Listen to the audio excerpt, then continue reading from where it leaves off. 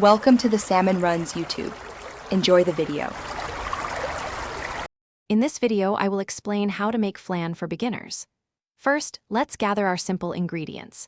You'll need 6 large eggs, 1 14-ounce can of sweetened condensed milk, and 1 12-ounce can of evaporated milk. Also, have 1 teaspoon of vanilla extract and about 1/2 cup of granulated sugar ready for the caramel. These basic items are the foundation for a delicious, creamy dessert that's surprisingly easy to master. We'll walk through each step together.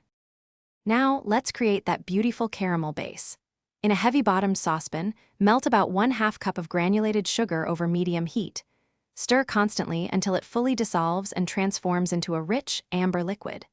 This process takes a few minutes, so be patient. Once it reaches that perfect golden brown color, immediately pour it into your chosen baking dish, swirling to coat the bottom evenly. Be careful, as the caramel will be very hot. With our caramel set, it's time for the creamy custard. In a large bowl, whisk together your 6 large eggs until they are well combined. Then, gradually add the 14-ounce can of sweetened condensed milk and the 12-ounce can of evaporated milk. Stir in 1 teaspoon of vanilla extract for that classic flavor. Mix until everything is smooth and fully incorporated, but avoid overwhipping to prevent too many air bubbles. This mixture will become the heart of your flan. Finally, we bake and chill our delicious creation.